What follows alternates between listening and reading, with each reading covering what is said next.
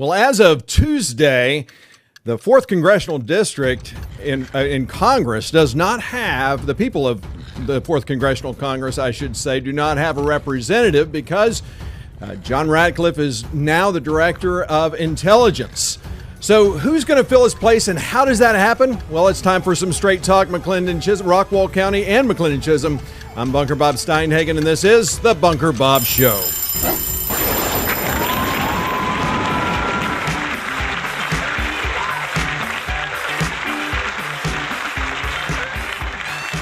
Yes, it is great to be back, and we are going to be focusing on one thing and one thing only today, and that is the congressional seat that is coming up with the current the congressional race that is. Hold on one second, I've got to change that.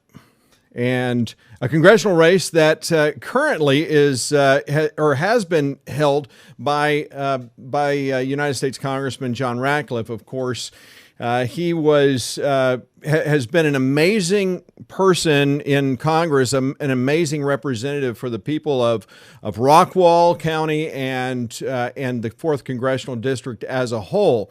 But of course, as you're probably well aware, the President Trump has named him to be National Intelligence Director. He's the 6th who's held that position, and that occurred on Tuesday. And so now that seat has been vacated, and Ratcliffe is well known and well liked in the congressional district. This young lady, who happens to be my daughter, had the opportunity to meet the congressman, and I have no problem showing that because that was when Ted Cruz came to town and joined the Republican Party of Rockwall County in the 4th of July parade. And of course, Ratcliffe was there, as he is for many events, and so it's a tough thing to see the second most conservative member of Congress basically leave our district. So this is a tough thing because how do you replace someone like that? And I would argue that you don't. You just find someone to fill his seat, and that's exactly what is on the table now. If you understand, John Ratcliffe won the primary, and so his name is on the ballot right now against a guy named Russell Foster. I have no idea who he is, but he's a Democrat. That's all I have to know, and so. What happens now that he's no longer eligible or cannot serve in two roles? Well, you have to replace him, and what's going to happen is his name will literally be changed, and a new name will be placed on the ballot. This is a district that I think is important to understand where this the size of the congressional district, which is Congressional District 4, as I've said, and this is it. And honestly, from the other congressional districts that you may see, this one is not a bad district, and it's actually pretty close to one another. And as we look around the congressional district, there's Rockwall County, and then there's Hunt County, Rains, Hopkins, and Collin in this picture, and the cities that to give you perspective is Greenville, Sulphur Springs, and Commerce. If you go a little north of that, you'll see other counties like Grayson, Fannin, and Lamar. And of course, the most notable city, the largest city that most people are aware of is Paris, Bonham, Sherman, and Denison. There's the other notable cities, if you can call them notable. They're all pretty small towns, but nice nonetheless. And it just helps you to get your bearing if you're a visual person, as I am. Then as you go east, you see counties like Red River, Bowie, Cass, Morris, Titus, and Franklin, and cities notable cities like Clarksville, DeKalb, Texarkana, Mount Pleasant. So just to name a few, and then going back down south, you can see the rest of the remaining counties: Wood, Camp, and Marion. And then cities like Atlanta, Winsboro, and Jefferson. So that kind of gives you a sense of what this congressional district looks like.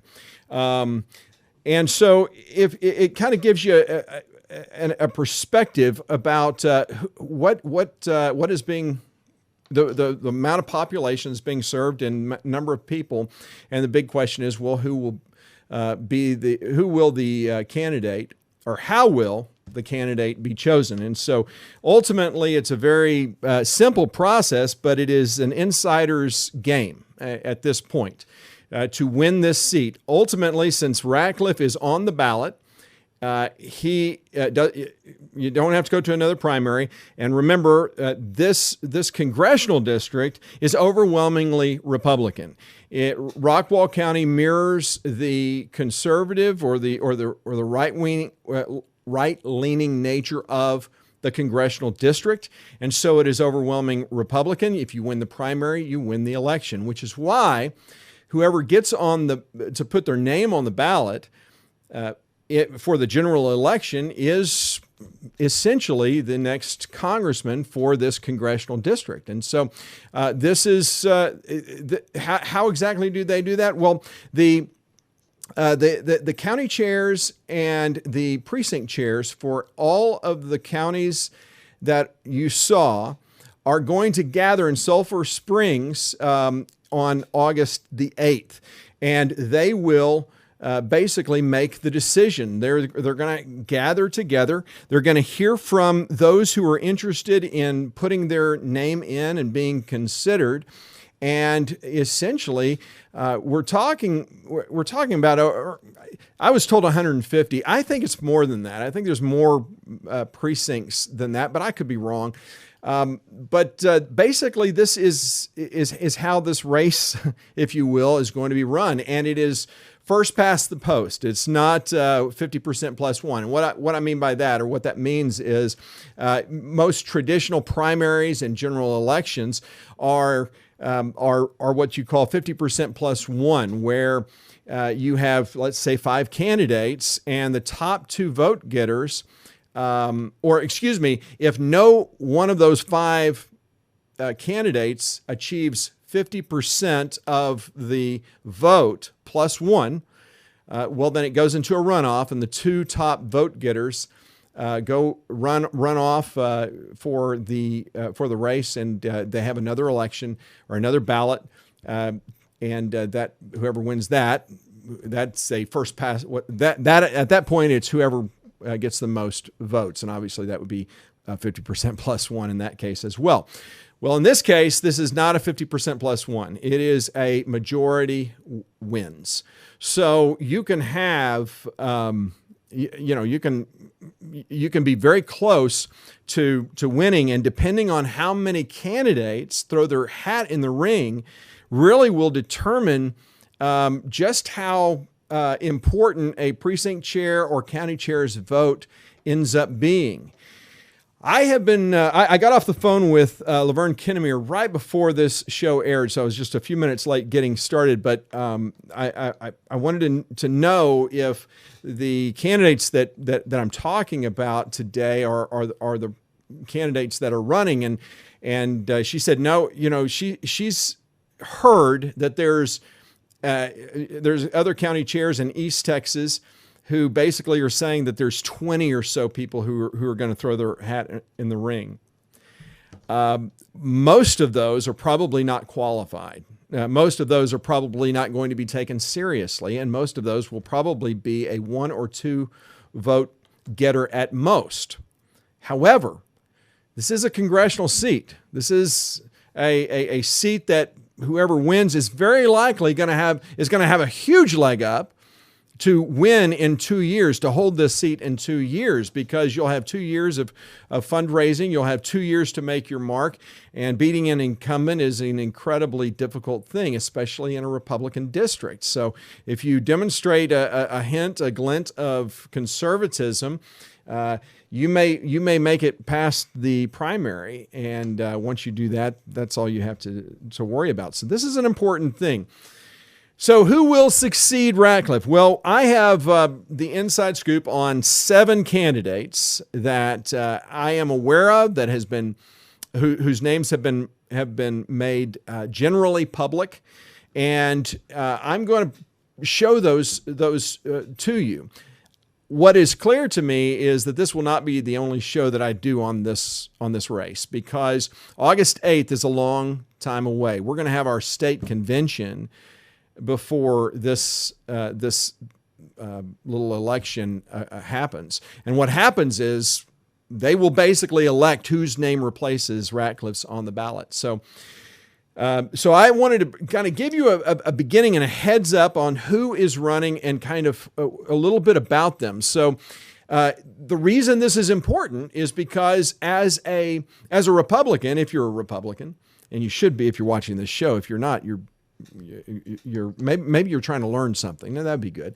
But if you're a Republican, your only ability to influence this is to try and influence either the county chair, if you're in Rockwall, that's Laverne Kinnear, or your precinct chair. And there are many precinct chairs in Rockwall County. Now, on Monday night, I understand 3 of the 7 candidates that I'm going to be talking about are going to be coming before and meeting with the precinct chairs here in Rockwall County. Laverne wanted me to make sure that I said that this is a closed meeting because there is limited space, and because of all the COVID nonsense, there's just no room for others to come and observe. So the precinct chairs, the people who are actually going to be voting, are actually going to hear from, I think, 3, maybe 4 of the candidates on Monday. And then I think there's going to be another precinct chair meeting, or what they call the executive committee. That's all the precinct chairs. They're considered to be on the Republican executive committee. So they call it an executive committee meeting, and the precinct chairs will then get a chance to hear from at least a few of the candidates at those meetings. So I'm going to go through the 7 names that I have and put them to you in alphabetical order. And what I think is going to be most impressive to you is I think you'll see that if any one of these individuals ends up being the replacement for John Ratcliffe, we are in very good shape. These are all outstanding candidates, and so that's why I'm kind of excited about what we're about to see. So the first that I have is Judge David Bridges, and he's been a justice of the 5th District Court of Appeals for 23 years and has also served as an assistant district attorney and senior disciplinary counsel for the State Bar of Texas. He's 62 years old. He's known for his smarts, experience, and temperament on the court, which reviews all death penalty appeals from trial courts and reviews cases from 14 courts of appeals across Texas. He also serves as an assistant district attorney and senior disciplinary counsel for the State Bar of Texas. He is married, and according to the websites that I saw, he has a young daughter, and that is about all that it says. And I'm going to be very upfront about my opinion about individuals who run for Congress who have young children. I'm not a supporter of that. I'm a conservative. I'm a social conservative. I believe in family values, and it's very hard to hold on to family values if you're not home and present for your wife and your children. And since all of those 7 candidates that are running are men, that's why I say wife and not spouse. But to me, this is one of the key issues: who I would support and who I would not support, and why I'm supporting. And it's one of the factors, just one of the factors of why I'm supporting who I am. But so that's David Bridges. The next individual is State Senator Pat Fallon. Now, as a graduate, the problem with Pat Fallon is going to be obvious to you immediately. He's a graduate of Notre Dame. And obviously, anyone from Texas A&M could not support anyone from Notre Dame. I mean, if you went to school when I went to school and had to endure the Cotton Bowl games and against Notre Dame, it just leaves a bad taste in our mouth. We never lost a game. At A&M, we don't lose a game. We run out of time, but we ran out of time a lot with these guys. He was an Air Force ROTC cadet and also a member of the 1988 National championship football team under Hall of Fame coach Lou Holtz. I hate this guy. After 4 years as a U.S. Air Force officer and serving at Shepherd Air Force Base in Wichita Falls, Texas, Pat embarked on an entrepreneurial career and now is the president and CEO of Virtus Apparel. Pat has been married to his wife, Susan, since 2004, and they have 2 sons, Thomas and Mac. Now, I don't know, again, how old Thomas and Mac are, but if they're young kids, so I'm going to do a summary. I'm going to do a comparison of all of the candidates. And one of them that I post is, what is their family life like? Do they have young kids at home? That's a mark down for me. So if Thomas and Mac are young, he's already a state senator. He's state senate, they meet once every 2 years. They're in office for 4. It's kind of a nice position for him, but to go to Congress where you're gone all the time, I'm not sure about that. But since they've been married since 2004, it seems to me like they'd probably be in high school at this point. So that's why I don't put a mark next to him. So is that right? 2014, that'd be 10, and yeah, I think that's right. Okay. Or close to it. We'll see. All right. So moving on. The next individual is Trace Johannesson. I think that's how I pronounce it. Laverne thought it was Johansson. I thought the way I read it is Johannesson. Now, Trace currently serves on Rockwall County Sheriff Council. He is in response to the terrorist attack of September 11th. Trace and enlisted in the United States Marine Corps. He rose to the rank of sergeant in the infantry and deployed to Ramadi in support of Operation Iraqi Freedom. After returning from Iraq, Trace graduated from Texas A&M University, where he was and by the way, I mean, obviously he's incredibly qualified already, you can tell, where he was a proud member. And by the way, I got this from a news source, this background. He doesn't have I can't find a web, he just posted his webpage, and it's pretty anemic, but where I got it, it said he was a proud member of the Aggie band. And I'm hoping that Trace corrected them, because he was not a proud member of the Aggie band. He was a proud member of the nationally famous Fighting Texas Aggie band. So I hope he's gotten that corrected by now. A partner in the Rockwall Chamber of Commerce, Trace is a founding member of the Rockwall Veterans Business Alliance. Mr. Johannesson is currently a client service lead at Slalom, a purpose-driven and people-first consulting firm. I have no idea what that is and what that does, so I don't have any background on that. Now, Trace is currently a member of the Rockwall City Council. But more importantly, this and I don't do this for any of the others because I just found this. He just posted this website, it looks like.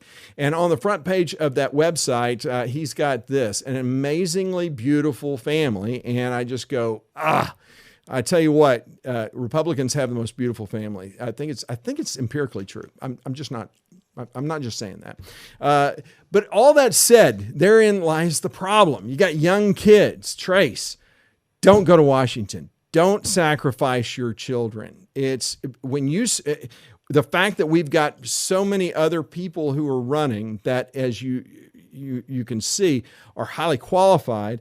There is no question in my mind that Trace would be an outstanding member of Congress. Outstanding. He'd be a great United States senator. Heck, the guy sounds like he'd be a great president. But at this point in his life, in his children's life, this is the wrong time to go. So that's I'm just praying that Trace will step aside and support one of the other candidates. But again, he has a right to run. I'm not saying that. I'm just saying I think it's the wrong choice for someone with young kids. Well, next one is a gentleman named T.C. Manning, and T.C. comes from a family with a rich military background, and like his grandfather, enlisted in the United States Navy in 2003 and served aboard the USS Harry Truman and USS Barry. He was honorably discharged from the Navy on October 5th, 2010. Manning is the youngest of 6 siblings, having 3 brothers and 2 sisters. He is now a father and husband. His son is 11 years old, and his wife, Namia, is an immigrant from Panama who happens to be a Latina from for Trump. And you know what? I think when I was putting the comparison together, I don't have that he has an 11-year-old son. So again, man, these guys are great. I mean, the great experience. And when you look at the issues, he's right on with the issues. And I'm going to show you where everybody stands on the issues as well, because that to me is the most important thing. Where does everybody stand on issues, right? So that's the reason you should vote for someone. So that is T.C. Manning. But T.C. is not the only naval someone who has a career in the Navy. This next gentleman, Floyd McClendon, is a former Navy SEAL, author, and speaker. Now, this guy's story is outstanding. He just breaks the mold, and I love his story, frankly. And I'm going to share this with you because it's such a great example of the American dream, and it really epitomizes why this is a guy that is going to have a great future for sure. For 25 years, Floyd McClendon served in the United States Navy. Floyd decided to undertake the most grueling and difficult goal of his life, becoming a U.S. Navy SEAL. There was just one problem. Floyd didn't know how to swim. He didn't let that stop him. After teaching himself how to swim and months of nonstop intense preparation, he was proficient enough to pass the basic underwater demolition SEAL, or BUDS for short, physical screening test. Suffering from an internal injury that caused him to lose 30 pounds, Floyd rang the bell during his first attempt of Hell Week, voluntarily quitting. 15 months later, faced with a daunting decision to follow through with his goal, Floyd remembered that he is a positive representative for his family, friends, and fellow Americans, and returned to BUDS. 3 years after voluntarily quitting, Floyd graduated with BUDS Class 254, officially becoming a U.S. Navy SEAL. Now, tell me if that's not cool. This guy is a total stud. He spent the next 13 years at 4 different naval special warfare commands. Over the course of his naval service, he deployed 5 times with presence in 24 countries over 5 continents, including 2 combat tours to Iraq and Afghanistan. Since retiring from naval service, Floyd has traveled the country speaking professionally and is a publisher and author. He is steadfast in his Christian faith, a devoted husband to Melinda, and committed father to their 4 children, Trenton, Tanner, Ty, and Kaylin. So again, I should have put his family picture up because I think we saw that, and it's a beautiful family. When you go to his website, it says that he's running for the 32nd congressional race. My understanding is that he ran for the 32nd congressional and lost the primary. And so here is an opportunity he's seeing to run here in this race, and there's because of the nature of it, and because you don't have to live in the district, inside the district that you're going to be serving anybody. I understand there's somebody from Houston that is running for this seat as well. But the bigger problem is, again, small kids.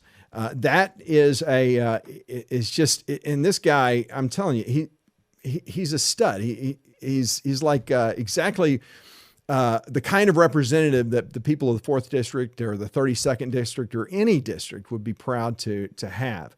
So I really like him. But again, for someone with small kids, don't sacrifice your family. Jeb Hensarling, among others. I mean, J.C. Watts in Oklahoma finally had to call it quits because it was too hard on his kids, on his family. Don't sacrifice your family to go to Congress.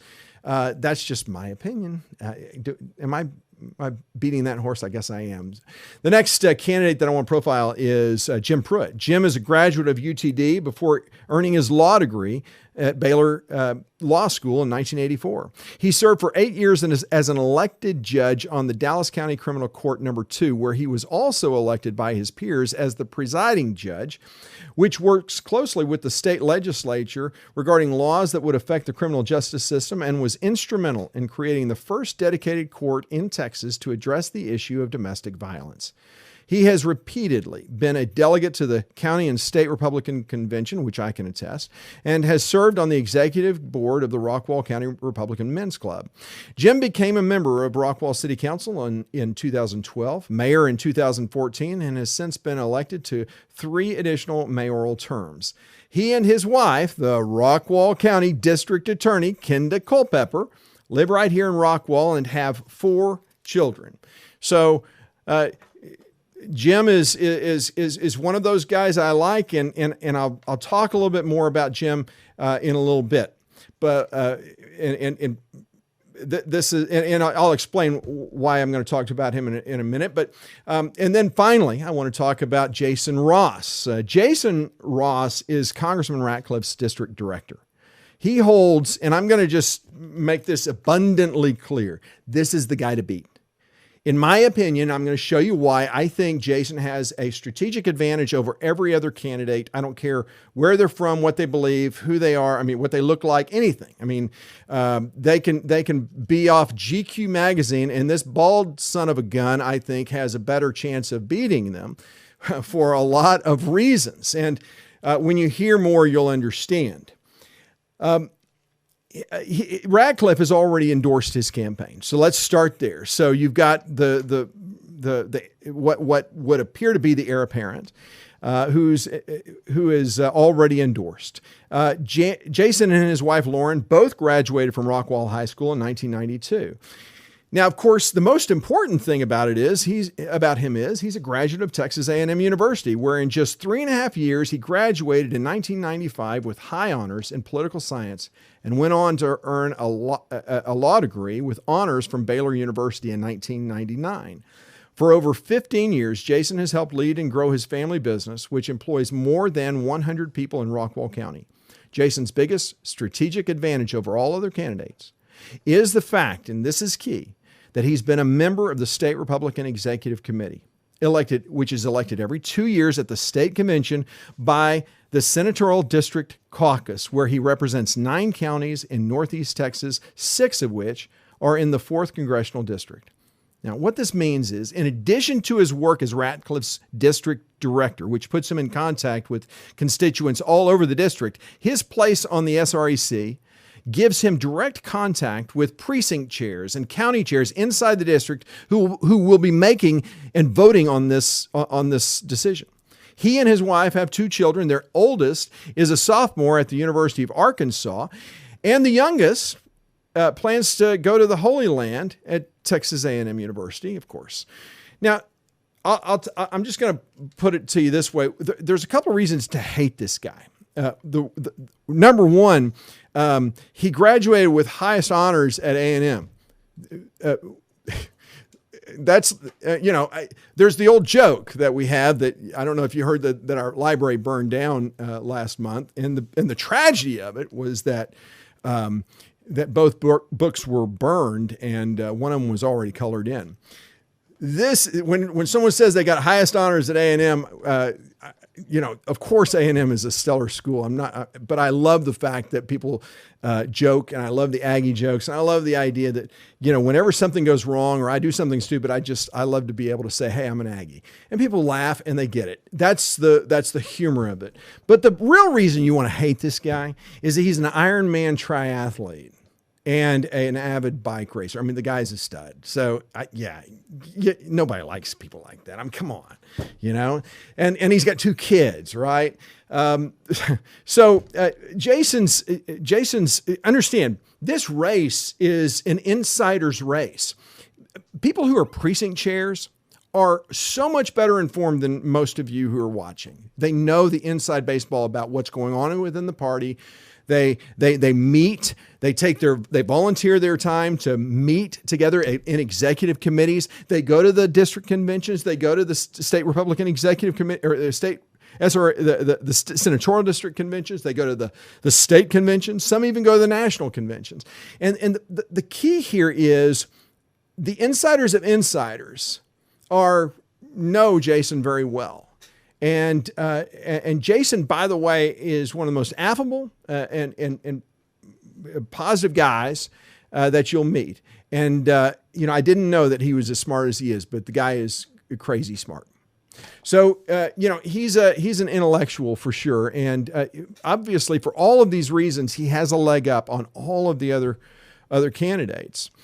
Now, I want to show you how all of these candidates compare, and I want to start with the issues.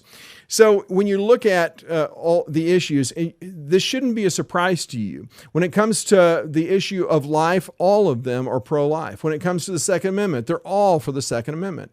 When it comes to term limits, they're all for term limits. Immigration, they are good on immigration. They want to get rid of sanctuary cities. They want to stand up. They want to build a wall. They want to stand with Donald Trump on all of these issues. So on issues, every one of them is right on. They're for the free market conservatives. Every one of them, when they talk and when they share, they're saying the right things. They all believe in a strong national defense and national security. Heck, Ratcliffe is now the director of intelligence, for goodness sake. They believe in free speech. Obviously, those in McLennan Chisholm understand what the mayor is trying to do in keeping and preventing citizens from exercising their constitutional right to free speech. So this is an issue, even right here in our little county.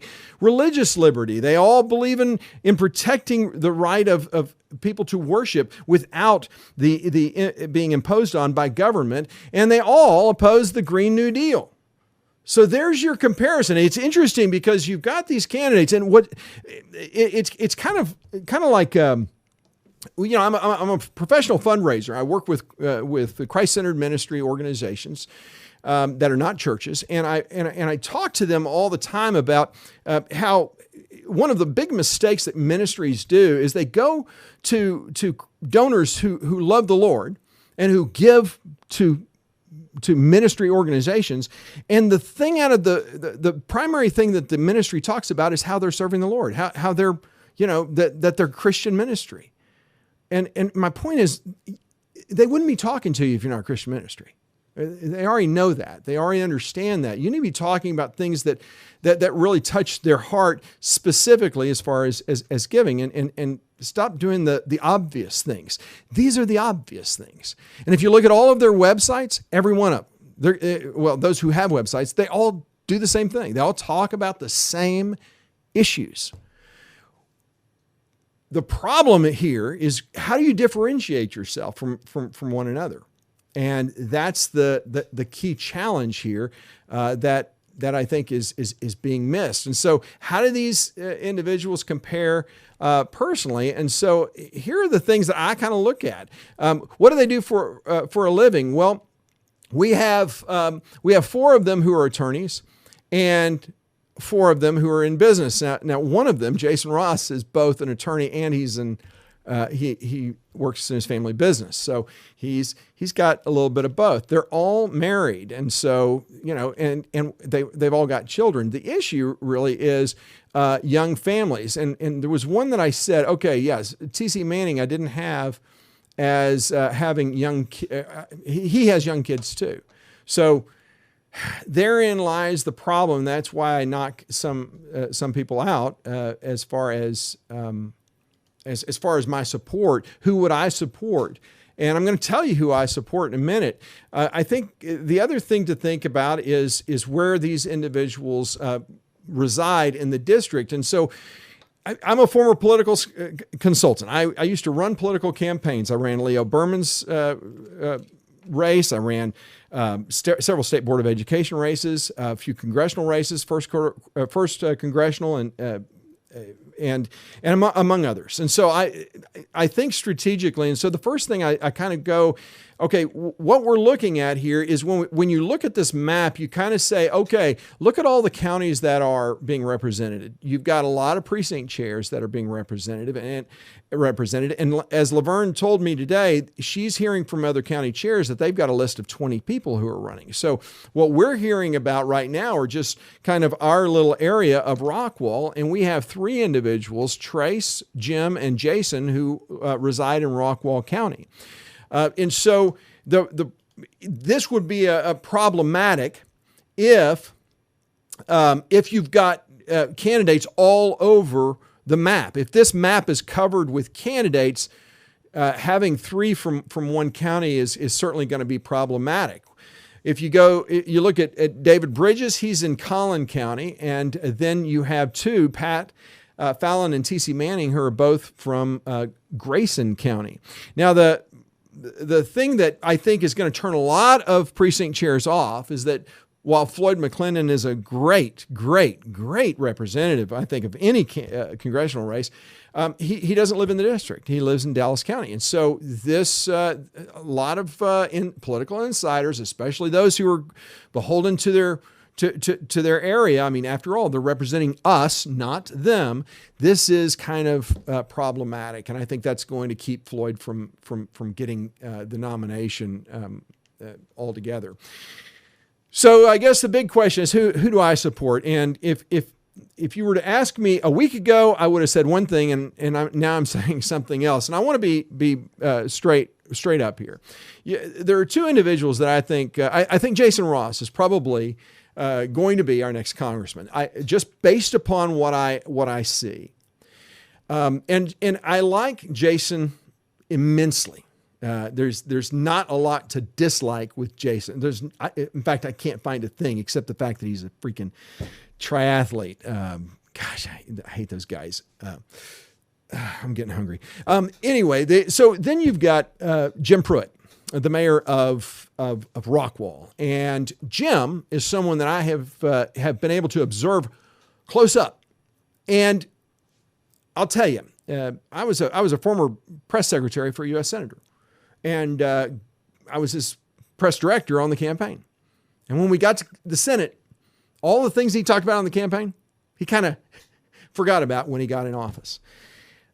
We see this all the time. People get in Congress and they forget where they come from.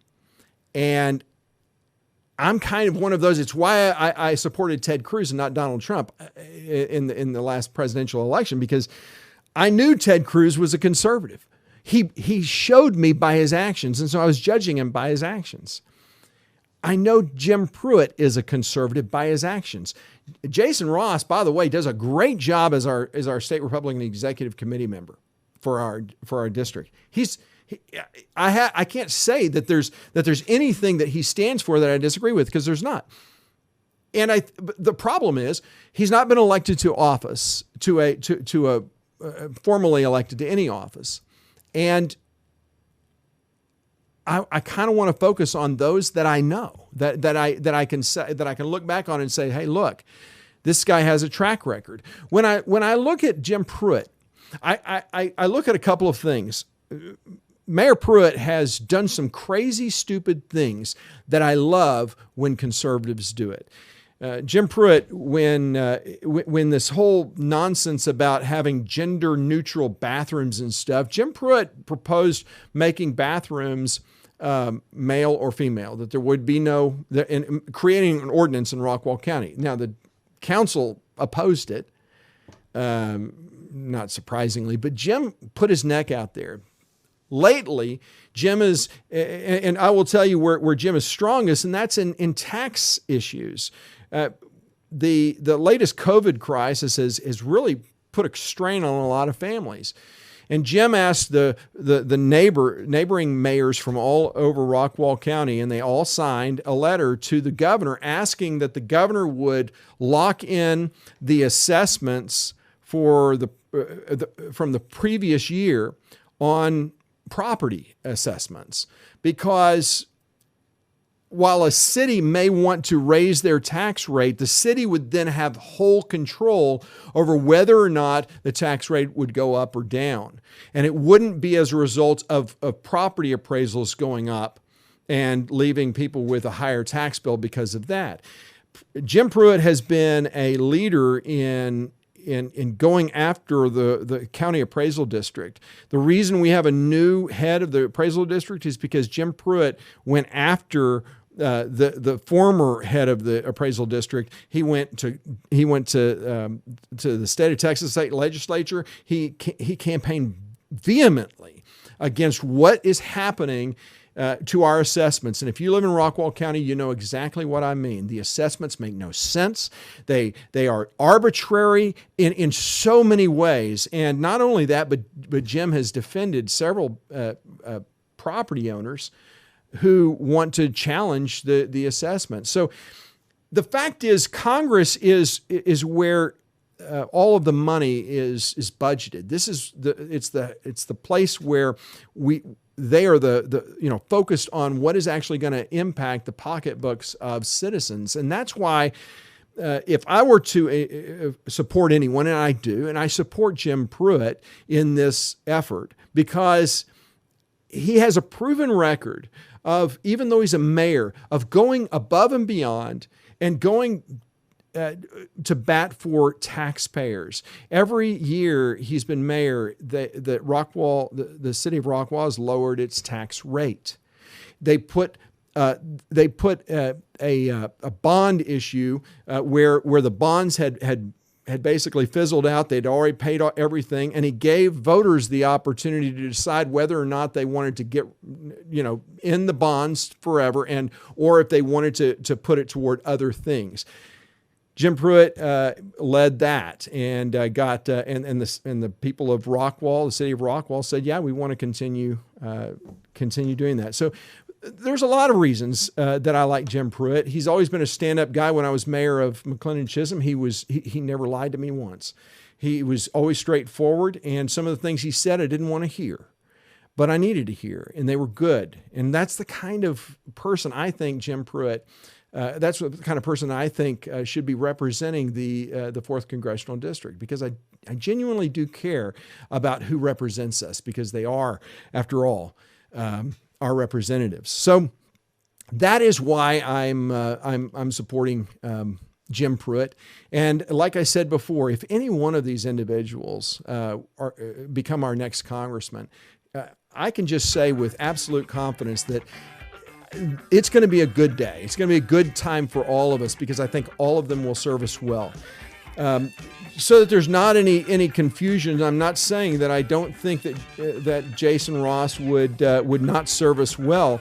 It's just that Jim has the track record as an elected official to do that, and so that's why I had originally told Jason that I was going to endorse him, because I was told by some pretty good people in the know that I thought were in the know that Jim was not interested in running. So it was an easy decision for me to support Jason. When Jim put his hat in the ring last week, earlier maybe it was last week, I have contacted Jason. I said, "Man, I'm sorry." And Jason, just to his credit, has said, "Hey, I understand. I get it." He's been around long enough. He knows this isn't anything against him. It's just that on this show, I said, "Jim Pruitt, you should run for Congress." And the fact that he actually did, I know it wasn't because of anything I said, but the fact that I put myself out there and said I want to see Jim Pruitt run, man, I've got to follow that up and be faithful to that. So I hope you understand, and this is not the last we're going to talk about this congressional race. Maybe we may even have a few candidates here to answer some questions for us. Maybe we can get a better insight, but I don't know. I guess we'll find out. But I do hope that you'll continue to watch. If you haven't subscribed, please do so. And I look forward to seeing you next week, where we'll have another set of great topics to talk about. I hope you have a great weekend. I'm Bunker Bob Steinhagen, and this has been the Bunker Bob Show. Thanks for watching, everybody. We'll see you next week.